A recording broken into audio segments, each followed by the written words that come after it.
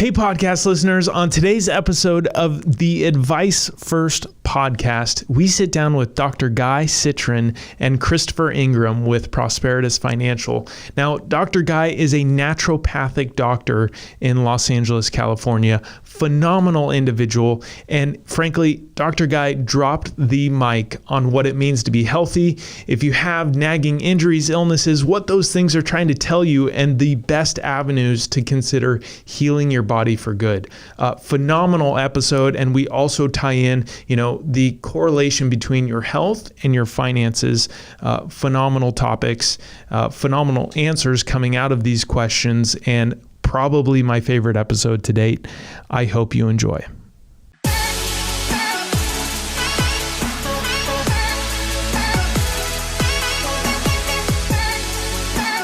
Welcome to the Advice First podcast.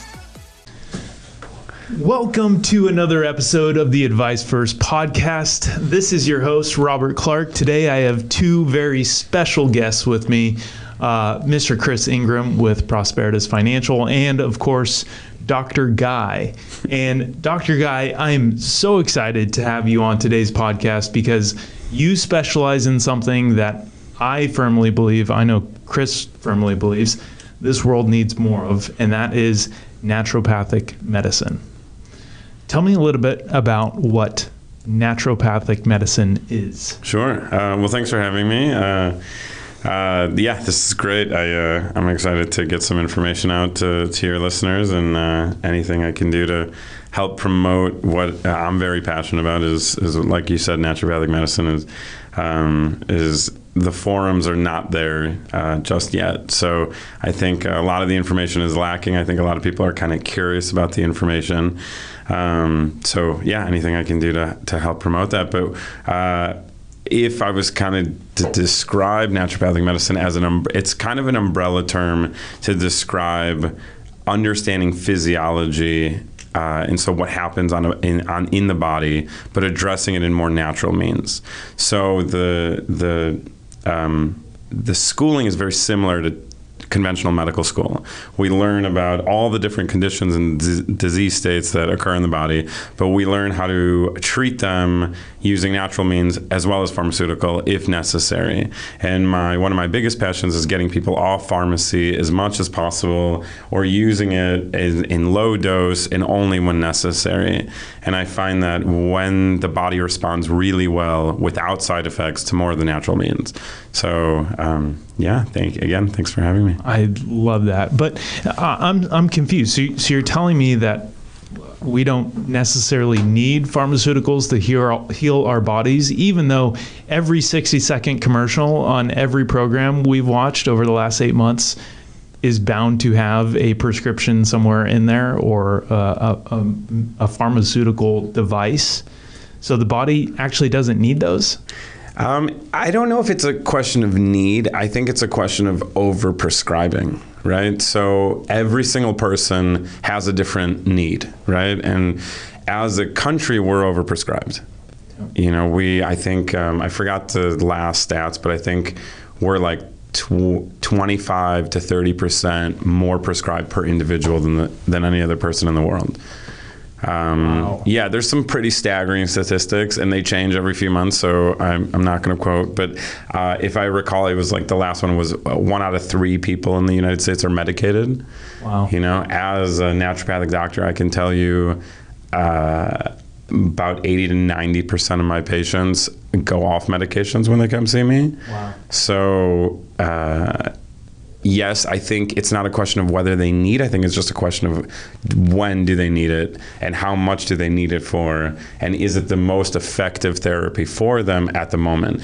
And I prescribe pharmaceuticals as well, but I try to use the ones that I find have the least side effects, the least toxicity profiles to them, and the ones that hopefully are going to correct the problem at hand and not just be a maintenance program for the rest of your life. Yep. I love that. Yeah, sometimes sometimes there's prescriptions to deal with the symptoms of the first and second prescription, right? And so it's like all trying to offset each other, and then you have more side effects than the ones you're originally trying to solve. That's frustrating. Chris, what do you know about naturopathic medicine? I know absolutely nothing about it. No, I'm just kidding. I'm curious what natural means. So when somebody, our listeners are asking, okay, so what naturally do you adjust for a patient or a client when they come to you to help get them off of prescription medication? What are the tools that you use to help them? So that's a great question. A lot of people have that exact same question when they come to see me. Like, what am I doing? What am I going to be taking? How long am I going to be taking certain things for?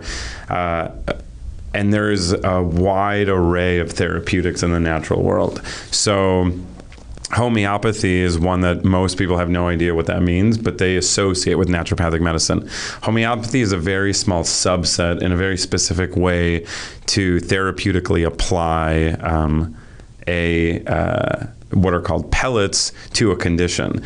Many naturopaths don't use homeopathy at all. Many only use homeopathy. It's kind of like with acupuncture, you have needles and you have herbs. It's the needle part. So a lot of acupuncturists just use herbs, for instance, and they don't use a lot of needles, or they use both. So within naturopathic medicine, all that means is we learn the overall condition, and then in the application of therapeutics, there's about 25 different ones. And so that's what our study is to learn those. Homeopathy is a small subset. Herbalism is a small subset. Nutrition, diet, exercise, nutraceuticals are a big one. For those who don't understand, nutraceuticals are basically supplements that are derived from roots, herbs, plants, vitamin extracts, components of different plants that we use that create certain physiological responses. So it's complicated, right? But essentially, as an easy kind of take-home definition, natural just means from the ground. So I'm using the most of the things from the ground that I possibly can to have a correction where I see a physiological disturbance. Wow. That's fascinating.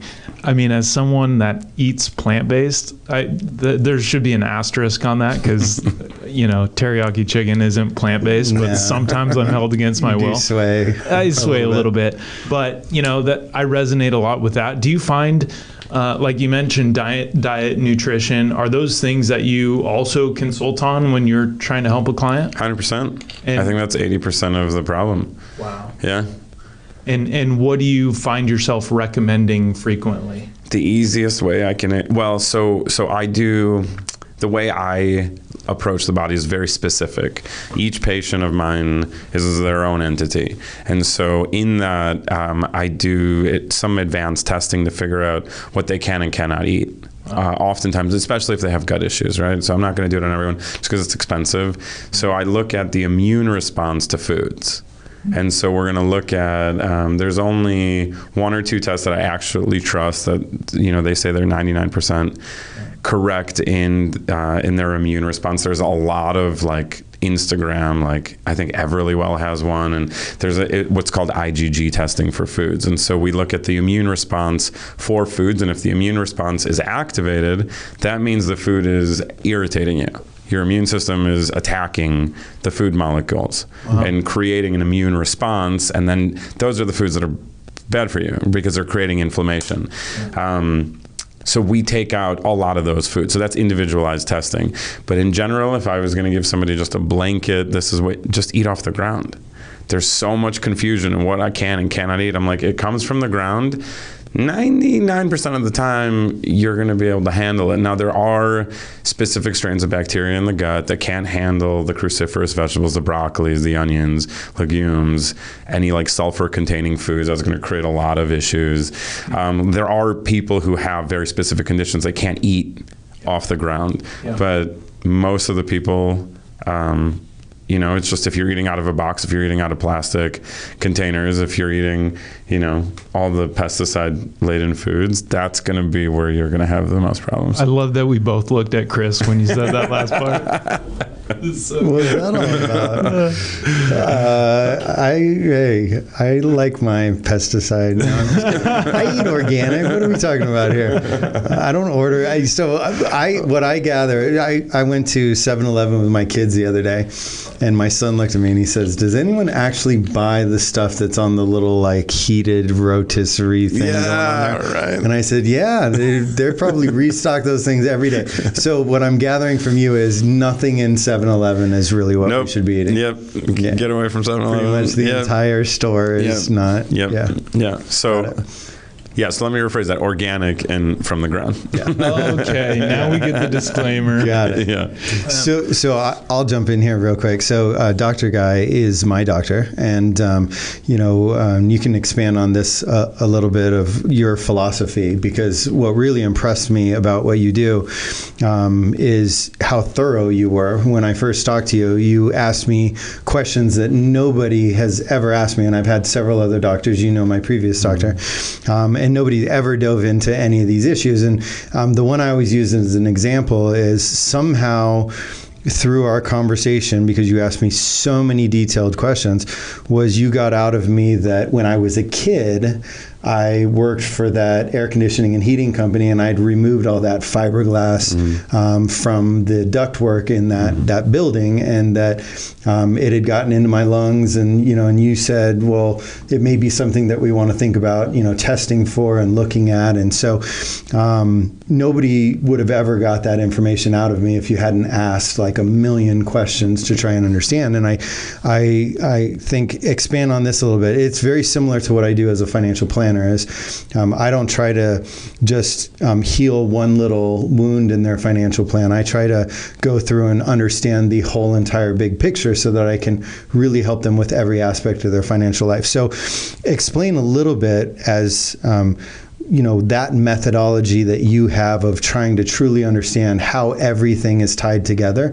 and all the different areas that you might be able to dive into and explore for somebody to try and optimize their personal health.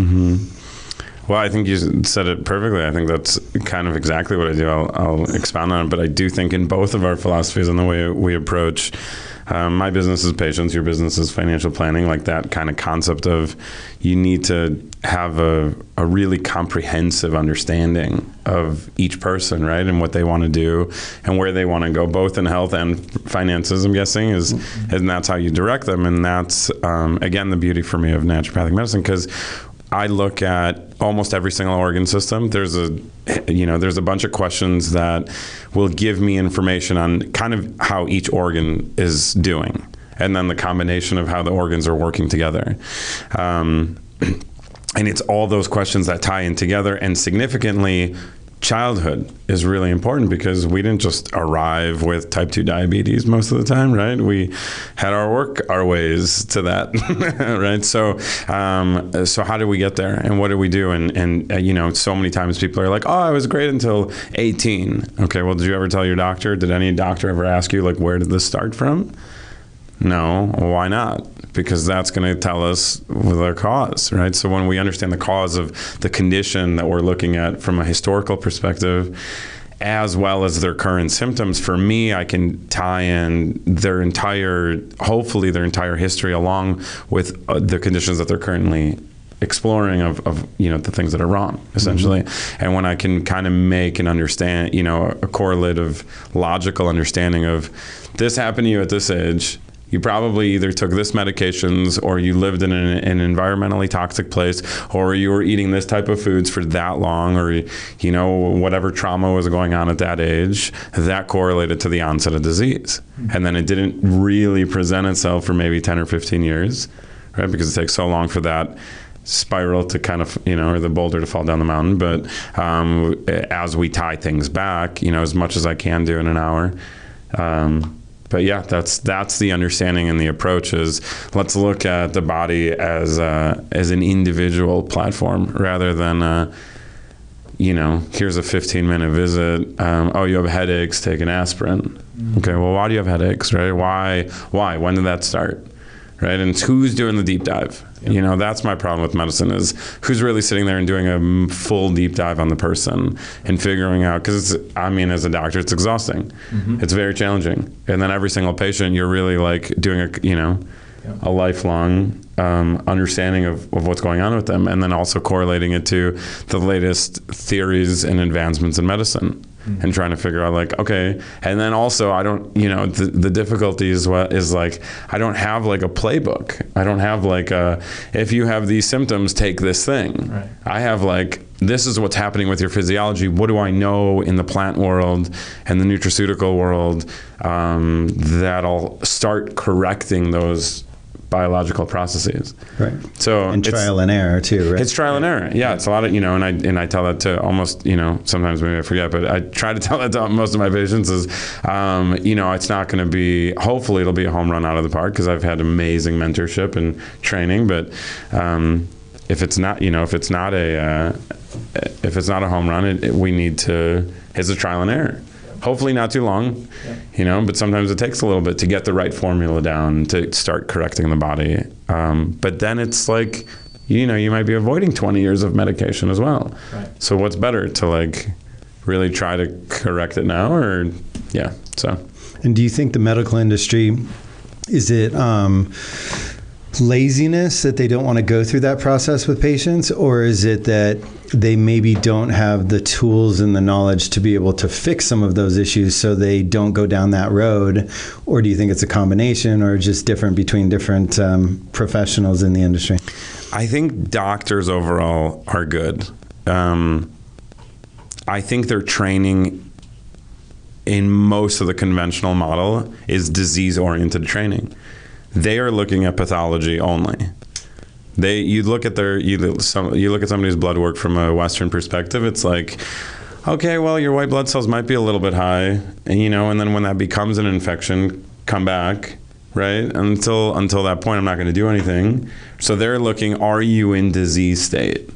And only then am I going to correct it, rather than all the markers are showing you're going to get into disease in the next few years. Or you have symptoms that are correlative to a specific disease for what I can see. So they're just not trained in preventative medicine. That's problem one. Problem two is who's funding a lot of the education. That's the pharmaceutical companies. What are the pharmaceuticals lobbying for and promoting? And that's profit. So people hate the word socialized healthcare, God forbid. But really, in the end of the day, if you have a capitalistic healthcare system, you're going to have people governing your care by greed. Mm-hmm. So I never understood that. I never understood why people are like, they want a capitalistic society or a capitalistic system for governing healthcare. It doesn't make any sense. You don't want capitalism as the root of your healthcare, because that's going to be the most greed and efficient way to get money out of you to pump the system. So you have a kind of a backwards mentality in terms of how to get people healthy from just an educational philosophy. Then you have the people who are paying for a lot of medical schools, residencies, that kind of stuff. As the backbone of that is the AMA and the pharmaceutical world, which, to their credit, they're just doing, it's not like they're bad people either, right? They fell into pharmaceuticals. They're trying to do their job. Like everybody's trying to do their job. They're trying to come up with a drug that has the least side effects and corrects these conditions too. It's easy to paint them as like really, horrible people. They're not horrible people. They're doing their work. It's just, unfortunately, the model is not for the person. It's for the company, for the, and then oftentimes what are we seeing as a society? You have agriculture that's profit-based, that's pumping a bunch of pesticides. You have autistic rates through the roof. 1 out of 54 is the last thing I read. 1 out of 54 kids is on the spectrum now. Wow. That used to be 1 in 10,000 15 years ago. Wow. Oh my gosh. 15 years ago? Yeah. 1990, 20 years ago. Okay. Wow. 30. Yeah. But 30 years. Still, that's too recent and a drastic change. Yeah. So that's a whole separate, but what I'm seeing as a practitioner, right, is I'm seeing the trend of disease. Right. So I'm like, okay, so, lifespan is kind of halted. We're not, if anything, I think it decreased for the first time ever, like the last year it was, but it's, it's still relatively, it's not like we're making 5-year bounds in our longevity. Right. People generally in this country are not feeling great. Mm-hmm. Most people are coming in with a lot of problems. And then we have a system that's profit-based, and then that profit-based system is, well, if I can keep them on a drug for the rest of their life, ideally they're going to be symptom-free, right? That's the goal. But my job is to make a profit for this company, because that's what I get. That's how I take my paycheck home, right? So if I'm doing that as a scientist and running these companies, and I have a lot of money now, and I want to keep, right? Like everybody's kind of trying to survive. So that's what's happening, I think, on the back end. Gosh. So you're kind of the enemy of that system. Oh yeah, I mean, they hate me. Yeah, they hate me. Why would they like me? I'm like, let's get them all pharmacy. Right. Let's get them eating organic. Let's get all the fast food chains out of the. I'm a naturalist. When's the last time you had fast food? So we did a road. This is really bad. This is the first time. Oh, here we go. So I'm gonna be honest. I had Taco Bell for the first time in 10 years, I think. But we were on a road trip. We were in the middle of nowhere, and I was either like not eating or eating that. And I have to say, it was tasty. I mean, it tasted good, and I was like, and then I felt like crap. But yeah, I mean, I really try to avoid. As much as I can. I mean, I'm still human too, right? Like we still all want to have fun and go out with our friends and have a good time. But it's like understanding to me, it's like understanding what I'm doing. And then luckily for me, I know all the tools to like immediately get back to where I want to be. And what are those?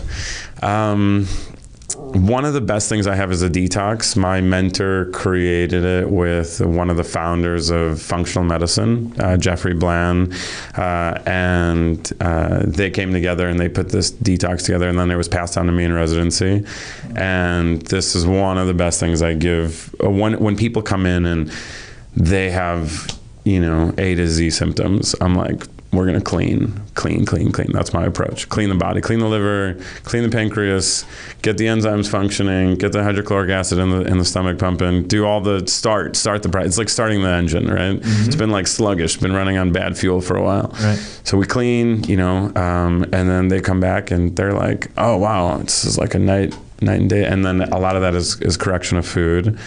So there's a lot of supplements and food corrections, and then so oftentimes I start with just like the clean approach. Yep. I'm just like, let's just get organ systems functioning, and let's get you off of some sugars and off of coffee and alcohol, and people lose their minds for 3 or 4 days. Yeah. They have like major withdrawals, and then week 2 they're like, I'm on cloud 9. I mean, you remember when I first met him, right? Yeah. Detox, and I wasn't allowed to drink caffeine, and I tried to film that video, and I thought I was going to throw up on myself that day because I felt terrible.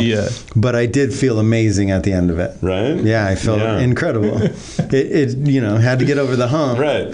But once I got over the hump, man, the next time I saw you, I felt incredible. I was waking up at like 3 o'clock in the morning. I was going to bed at 10, 11 o'clock at night, and I had more energy than I had ever had before that. Yeah, I felt amazing. And you were, if you don't mind my saying, you were a little addicted to coffee. I was heavily addicted. Yeah, little?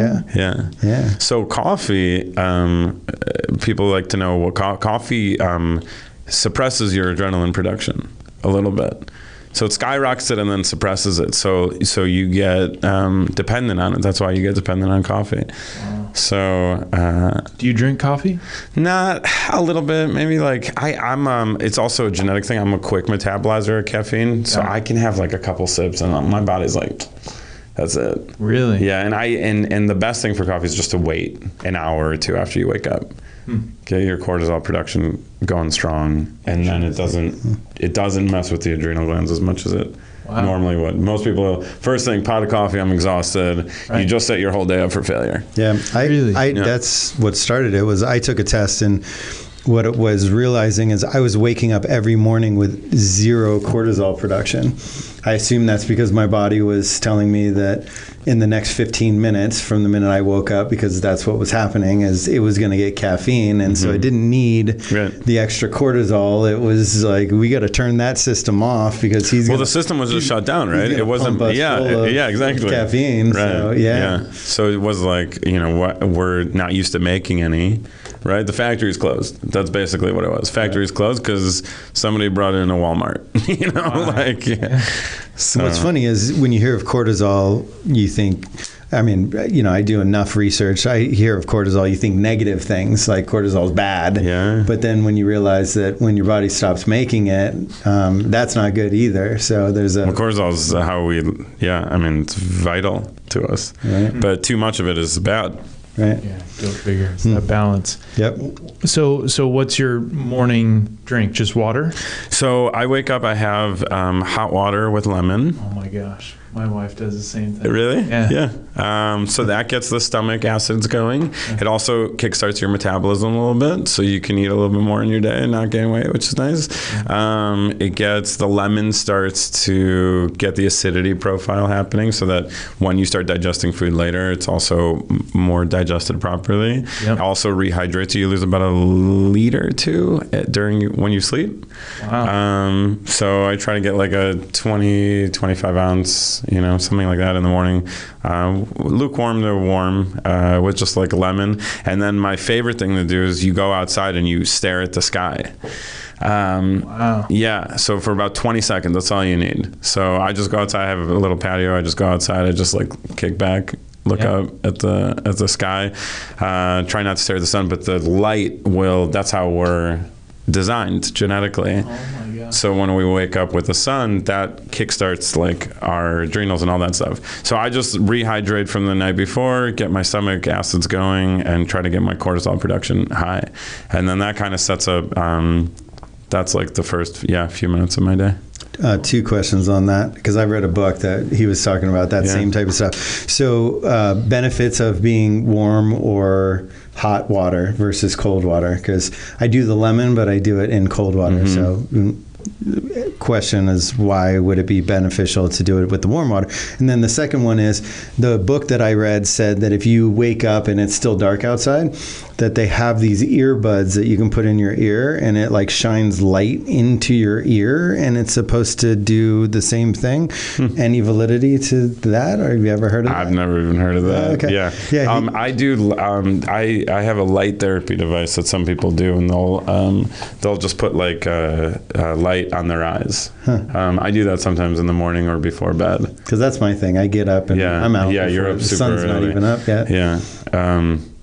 I don't know. He gets up earlier than I do. So really. Yeah. So why warm water though? Also, warm water helps. Cold water will shut down your production of acid overall. So warm water is more. It's easier because your body's already at 98 degrees, right? So the cells has just more. Utilizes it. Yeah, I think so. I don't have any actual research to indicate if cold water works for you. It does. It's just everybody that does this kind of morning feels kind of a difference between warm water and cold water. So, got it. Or maybe it's just nice and soothing in the morning. But I think I read at some point that something about cold water shuts down the pancreas or some of the enzymes. But that might be a myth too. I'm not sure. Got it. So I have a question for you. Yeah. This turned into like a full, like Chris and Robert get a consulting, get a medical Right? consulting. He'll bill me later. Exactly. Intermittent fasting. Yeah. Are you a fan of it? Yeah. Okay. Yeah. And do you practice it personally? I go back and forth. So let's talk about it. Most people say intermittent fasting, but they're actually talking about restricted time eating. Mm-hmm. So there's two things. Restricted or intermittent fasting means intermittently you're actually fasting through the whole day. So that means Mondays and Thursdays, for instance, you're doing like a 300 to 500 calorie diet. Mm-hmm. Restricted time eating, which is everybody confused with intermittent fasting, is when you do, that's the restricted time eating part of the day, where like you'll eat for 8 hours and you'll fast for 16. Yep. So there is a massive amount of really powerful information and accurate information about the benefits of fasting. Really, as an essence, what fasting does is it quiets our immune system down. If you truly understand inflammation and the consequences of inflammation, you realize that almost every single disease state is caused from an inflammatory process. So that's actually what, in Latin, that's what itis means. So all the disease states in like when you read a condition, it's like conjunctivitis or osteoarthritis or whatever, right? That's inflammation of that particular area of the body in Latin, and that just means inflammation. So fasting, what it does is it just limits the quiets the immune system, so the immune system can go around and start doing what it should be doing, is kind of healing the rest of the body while you're not necessarily attacking the food items that you're consuming. Wow. So it lets the body's natural like processing and healing capacity increase while you're in a more fasting or starvation state. Wow. And so it doesn't have anything to do with what time of the day you're eating? No, not really. I mean, there's some information, but mostly it's just a quieting of the inflammatory processes that happen, and that just takes time. Yeah. So for, they've said like 16 to 18 hour window is the most beneficial, and then when you do eat, your body is like, okay, we can handle this now. We're not overly inundated all the time with inflammation and kind of behind. Got it. So just get that 20-hour fast done a couple times a week is what it sounds like. No, I think that's 6 days a week. They do like a 16 to 18 hour fast. So that just becomes part of your lifestyle, the restricted time eating. Okay. Or you could do just a calorie restriction twice a week, where you're just eating like 300 to 500 calories. Are you a bigger fan of restricted timing or intermittent fasting? The research is about the same on both, so it's just what people like more. Mm-hmm. I've played around with both. I like both. Those days kind of suck when you're like, oh, I'm not eating anything today, versus I think it's easier to get into a routine of like, okay, I don't eat till noon. That's fine. Yeah. I'm usually I'm not super hungry in the morning anyway, so I can kind of make it to afternoon. But you drink coffee. Oh, maybe I shouldn't. Sorry. Your morning beverage. What's that? Nice. I have to do another cleanse because of you. Cut. Mark, cut that out. But, you put milk in your coffee, don't you? Yes. So that starts your metabolic process. I know, I get it. I'm not doing what's right. Thanks for pointing it out. Jesus. I mean, and then the whipped cream on top, definitely. That's over. What about the caramel swirl? Yeah. Is that okay? I think it was more the brownie that's in the bottom, but all right, whatever. Forget you. And then the last thing I had just on the medical side is like, in my world, anxiety, depression, those are the leading reasons someone completely has to ditch out of work and stay at home and repair themselves, and stress is such a leading cause of so many diseases. Mm-hmm. And so like, how many of your clients, when you're going through that very holistic process, you realize that they're just dealing with something at home that might be causing a medical condition that they're sitting in front of you to deal with?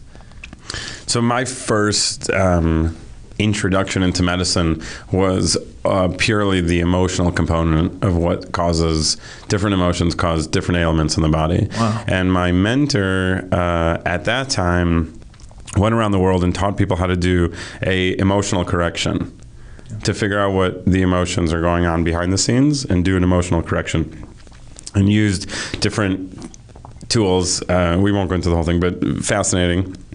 And I spent 2 years learning with them at 19, and that changed my life. That's kind of what got me into this. So 100% the emotional world, our at-home world, our stressful world, our relationships, the way we talk to ourselves, how grateful we feel, how quiet we feel inside, has massive implications in our health. It's difficult. It's difficult in my position to sometimes know which one to kind of treat first. Mm-hmm. What I can tell you is that when people's lifestyles turn around and they start eating better and sleeping better, their ability to handle their stressful situation increases dramatically. So at first, my entire approach to medicine was, don't worry about the lifestyle, disease states. That's all a byproduct of their emotional realm and their emotional mind, and just treat the emotions. But what happens is if they're consistently eating bad foods for them that increase their levels of fatigue, it doesn't matter what you're going to do on an emotional level sometimes, because they're just going to always fall back to patterns. And then, the counter topic to that is, well, if you fix their emotional realm of why they need to be eating sugars, then you're really getting ahead of it, right? So it's always kind of been a difficult decision for me on which one to play with. But I've always found that if you help with lifestyle stuff first, then their ability to handle stress and anxiety. And then I started studying the microbiome, and now I work for a Microbiome Labs, which is a company that has really innovative probiotics, and I lecture for them. So I fly around. Well, before COVID, I was flying around the country and doing a lot of lectures on the microbiome and educating doctors and the latest advancements in the microbiome. And for those of you who don't know what the microbiome is, that's just a fancy word for the gut bacteria. So it's an organism by itself of gut bacteria. Now, where this becomes really interesting medically is that the microbiome is responsible for a lot of the anxiety chemicals, messengers in the body.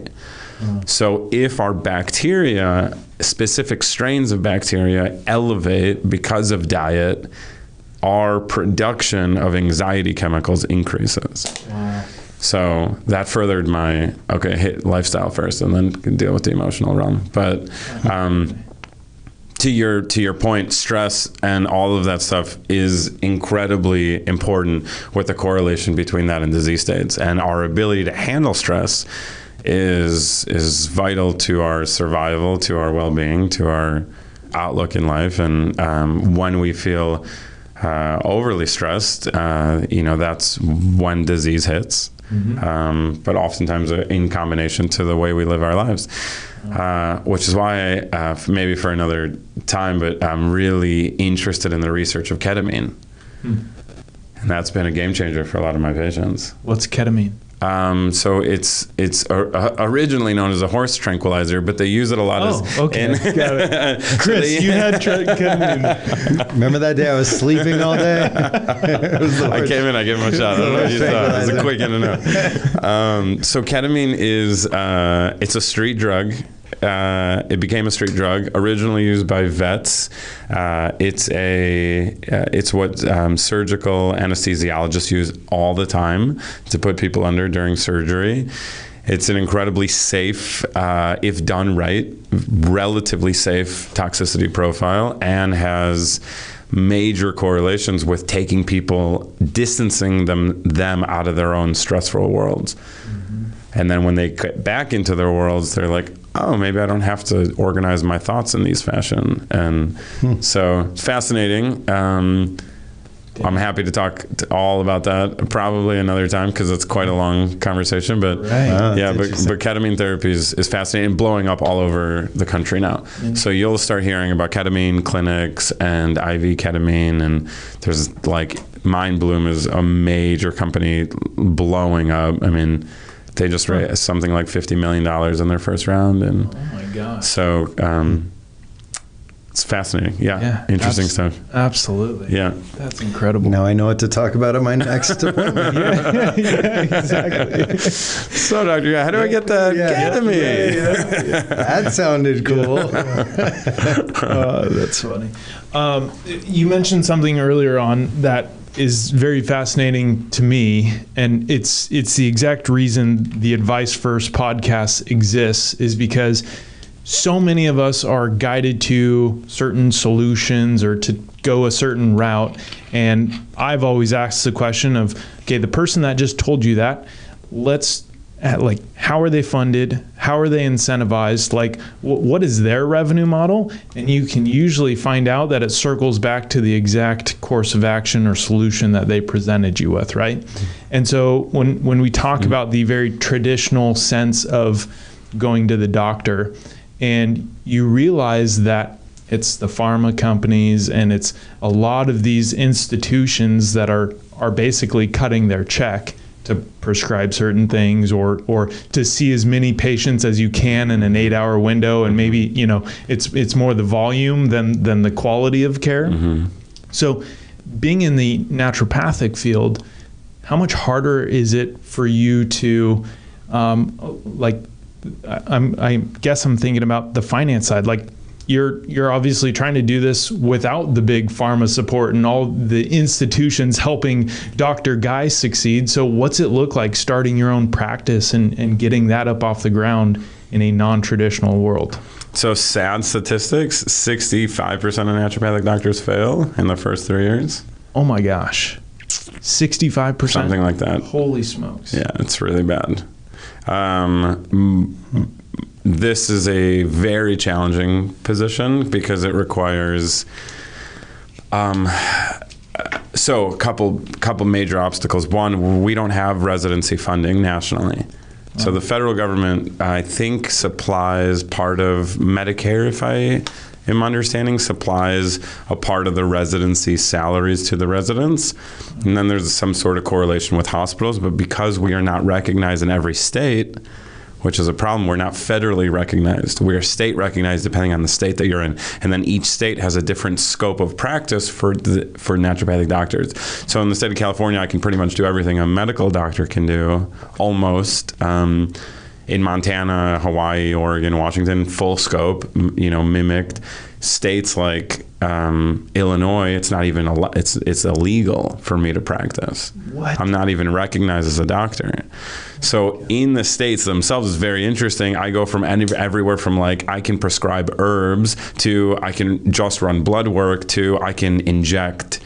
Like Arizona, I can do iliac crest stem cell bone transplants, and it's crazy. Like the variation, and nothing to do with our training, all to do with the regulation of the state.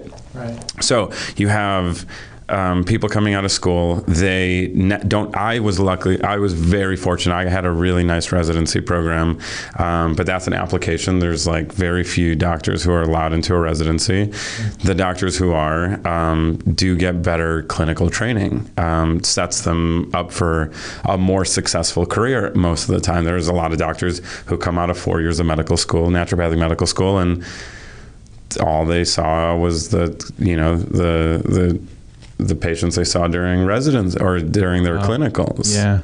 That's not enough, in my opinion, to be a successful doctor. So then they either have to go shadow or do whatever they need to do, and then they somehow need to get funding to start their own practice. They need to have enough tools and enough know-how to treat the conditions coming in, because people are paying usually out of pocket. So they don't want to sit there and be like, well, I read about, because again, the difficulty with this field is that I don't have a playbook. I have to know what works and relatively well on that condition, or you're going to give up on me as a patient pretty quickly. Yes. So I don't have, I don't have 20 visits with you to figure out. I have 3. Yeah. I have 3 maybe, and you have to see some improvement between the 3 or 4. Right. So yeah, it's really challenging. And then you have to understand business and understand marketing and understand how to get your name out there, and kind of, so doctors, typical conventional doctors, they don't need to do everything. They graduate residency, they're plugged into a job right away that pays them very handsomely, and they do what they've been taught to do, which is playbook medicine by the book, and they're and they're revered. And the naturopathic doctors, it's a totally very, very challenging. So it's not easy, but there's nothing else I would do in this lifetime. I feel like this has all the answers I need to help people. The more information I learn, the more it justifies what I'm doing with my life, and patients, generally seem to be improving. It's not like I can help everybody all the time, but I think I did a poll, and 80 to 90% of my patients were symptom-free after a few months, and mostly everybody, either they know what they need to do and they're not doing it, or they've really listened to my advice and they've gotten significantly better. Again, not everybody all the time, and so that's a huge validation that this is the right medicine for people, and that the body can and will help heal itself given the right conditions and the right circumstances, which makes sense, right? We're not designed to fail, we're designed to succeed. So Yeah, it's tough. It's not an easy position. But it's awesome. It's awesome. I get to be an entrepreneur. I get to be on your podcast. I get to be, a speaker for different companies and travel the country. And if you just work hard at this, like, you'll make it. There's just a lot of docs who, they might be amazing clinicians. They just don't know how to talk to people, or they might have not had the right residency training. I can tell you, I would have failed as a professional had I not had my residency. Wow. 100% I would have failed. Yeah. And are those residencies like the same cost as some of the more traditional realms where they're coming out of these things with $200,000 or $300,000 worth of student loans? Well, so all residents generally get paid to be in residency. So typical medical school is you have 4 years, same as naturopathic, you have 4 years. We both have 4 years of medical school. Our initial 2 years are almost the same, exactly same textbook, same training. Okay. Our second 2 years are different. While conventional doctors are doing rotations in the hospital, learning different, like dermatology or pulmonology or whatever, we are studying the natural therapeutics on what to help all those conditions. So we're primary care doctor trainings. We're never going to specialize in advanced lung disease, for instance, unless we get a specialty after we're done with school. But as a training, it's primary care. Yep. And then the second 2 years are really therapeutics of understanding, okay, so patient comes in with bronchitis. What are you going to do as a conventional doctor? What are you going to do as a naturopathic doctor? That's our schooling. What are you going to do? How are you going to treat this condition?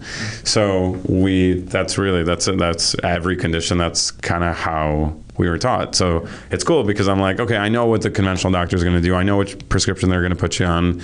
And I know what the effect of that is. So let's try this other thing that you haven't done, and maybe we can get you not taking the antibiotic. Yeah. But then residents get paid. Mm-hmm. So medical, MD doctors, they'll get paid to go to residency. Yeah. Our residencies usually pay us too. It's crap. I think I got paid $30,000 a year for a couple of years. Yeah. And then depending, but like I said, most NDs are, the residencies are in limited supply. So one of my passions, hopefully if I can get a very successful practice, I'm opening a new practice this week, but if I can get that up and humming, I will start inviting residents under me. That's awesome. That's because I'm like, that's the only way forward. Unless like we have residencies unless there's a naturopathic hospital that opens up somewhere in the world, which would be amazing. Right. It's going to be hand taught from doctor to doctor until we can get. Wow. Yeah. So it says a lot about who you are. So you had to decide that in those 4 years. I'm going to take the more difficult path, but I'm going to take the path that I believe in versus going conventional. Like you had to make that decision in the midst of it all and decide. Well, before I'm going that direction. Like I'm willing to. Yeah, and I can tell you, I didn't really know what I was getting myself into. I was like, oh, natural medicine sounds amazing. And for 20 years or so, I've been working in the holistic world. So. It was in my whole family are doctors. Everybody's like, I have so many doctors in my family. My uncle's like the head of a major hospital, and my sister's a conventional doctor. So grandma was a doctor. There's a lot of doctors in the family. So I knew exactly what that looked like. So is there a lot of trash talking at like Thanksgiving and stuff? We get heated. No, it's amazing. Well, so one of my uncle basically refuses to acknowledge that I exist. I'm okay with it. He's very smart. He's an infectious disease doctor. He's top of his. He's like governs a hospital system in infectious disease. Very smart guy. Got it. His whole family is, overweight and they feel like crap, and he doesn't believe in organic food. And I'm like, well, maybe you're really good at infectious disease. Listen to me on the other stuff. But he refuses to acknowledge I'm a doctor. He doesn't even think I'm a doctor. You're not a doctor. Yeah. I'm like, well, I have script rights. Yeah. So technically, that's a funny comment. And then, but my sister, she loves the knowledge I bring, and so she calls me every week and asks me for advice on what to do with certain stuff. That's awesome. So that's really cool. And generally, my family's pretty open-minded. So, but there's a little bit of that old world, like, sure. Yeah, there would have to be. There's more ego in white coats than there should be. Yeah. Way more ego. Absolutely. So I mean, we see that on the finance side too. It's like, the model that always gets brought up on the finance world is like, is someone actually trying to help you financially, or is someone trying to sell you a life insurance policy with cash value and a bunch of little bells and whistles? And it's like, both say they're a financial advisor. Which one do you believe? And it's like, man, if I had one of those in my family, they wouldn't even be invited to the dinners. Like, just period. I can't hang. Do you ever run across those? Are they ever calling on your clients? No. No. On the flip side, I'll get clients that walk in and ask me what we do here. And you talk about the financial planning process, kind of like Dr. Guy did with me. And you start asking them all these questions of, details about their financial life and trying to really paint the picture. And then what you find, I actually had a lady one time, she started crying at the end of the meeting. And she said, you were the third or fourth guy that I've met with, and the first person that actually wanted to know what my goals and objectives were for the future, versus just trying to give me that investment or that solution or product that they wanted to sell in that very first meeting. So, but no, that's the same feel I got with you versus other doctors that I met with in the past. Is it wasn't, a lot of times you go to the doctor and you feel like you self-diagnose yourself. I've been having this, and I kind of feel like I think it might be this. And they go, yeah, that's probably what it is. And they write you a prescription. You're like, wait a second, I think I just diagnosed myself. Where was the doctor? And you took a totally opposite route, which is what we need in all industries, is people that actually care about the person they're sitting across from the table from and trying to do good work and help people accomplish whatever it is that they're trying to accomplish, their goals, whether it's health or financial. And so, yeah, that's part of the reason why I really like working with you. Part of the reason I wanted to share you with all of our listeners is so that they get a chance to hear more about you, because we need more people like us in the world that are trying to do good things for good people. And so, yeah. And I had you took me through your financial whole step, and it was, I felt like it was very similar to my approach, and it was just really like, let's get to the nitty gritty, where people get lost in the details. A lot of people get lazy. Well, at the end of the day, people don't want to sit there and do, if they don't have to, right? They don't have to do crazy amounts of work. But you did. I mean, you did the same thing. You spent a ton of time understanding my financial world and what I wanted to do. And so, yeah, that's why I was also excited to be here, because I think we do share the same philosophy in life, is no shortcuts, and really figure out what people need. Yeah. And then present solutions that are exact, goal oriented and helpful, really. Yeah. Right? And that's why I asked the question earlier about, do you see it because doctors are lazy or because of what, lack the knowledge? Is in our industry, I don't think it's so much that they lack the knowledge. It's the laziness. I can get from point A to point B, and I can get paid a lot faster if I don't go into all the details. And so a lot of the advisors skip a lot of the details because they just want to get to the point where they get paid. That's the goal in their mind, and they eliminate, all the other goals because they're focused on what their goal is. It's a lot of work to try and analyze things and figure out all these little different pieces, and then to work on those pieces that you don't get paid to help people work on. So, when you sit down with a client and you say, I need to take you through this process. We do it a lot over here on the finance side, where I need to help you, whatever. I think you should refi your house, or I think you should do this with your business, or whatever it may be. But there's a lot of that there's no payday for us in that, but it's pushing the client towards accomplishing their goals. And in both industries, it's just important for people to work harder and put more into it. But sometimes that's at the expense of pay. Totally. Might not be the wealthiest or the one making the most money, but you're doing the best work, and sometimes that can be confusing to people. So short term and long term. Yeah. Say it all the time. Last question for you, Dr. Guy. Yeah. How can our listeners find you? So we're opening we I mean myself, but I'm opening a new clinic in, I always say that, I don't know why, a new clinic in Beverly Hills, which is, I'm really excited for it. It's 2,400 square feet. It's me and a couple other practitioners. It's a true wellness center. Wow. Chiropractors, acupuncturists, massage therapists, aesthetics, regenerative medicine, peptides, hopefully a ketamine clinic eventually, but naturopathic medicine and all of it. So it's kind of probably like a Next Health or a Forward Health, but I know that I'm controlling, some of the work that goes on there. So I know it's, at least to my understanding of medicine, some of the best, and so beautiful space, 6th floor in Beverly Hills, quiet. It's exciting. I've been planning this for a while. So you mean I can actually find parking now? Yeah. There's parking. Good parking. Chris came to my office. He's like, so there's no parking here. I was like, well, we had the same problem with my old office versus this office. So parking is a big deal. So I'm excited to come see the new space. It sounds cool.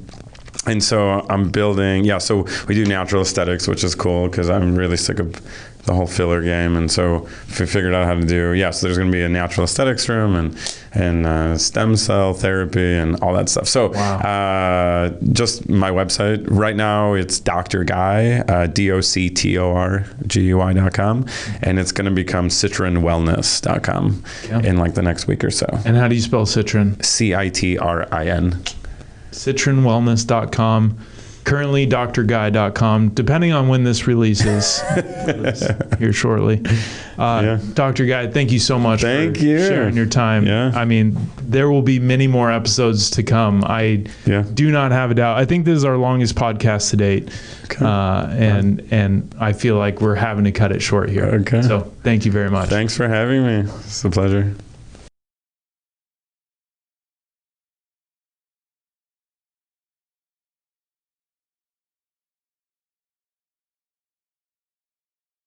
Securities and investment advisory services offered through Next Financial Group, Inc., member FINRA SIPC. Prosperitas Financial is not an affiliate of Next Financial Group, Inc. This material is not intended as an offer or solicitation for the purchase of sale of any security or other financial instrument. Past performance does not guarantee future performance. All the views expressed are those of Robert Clark and Prosperitas Financial and not of those of Next Financial Group, Inc. Next does not offer tax or legal advice. The S&P 500 is a market cap weighted index composed of common stocks of 500 leading companies in the leading industries of the U.S. economy. The Dow Jones Industrial Average is a price weighted index of 30 actively traded blue chip stocks.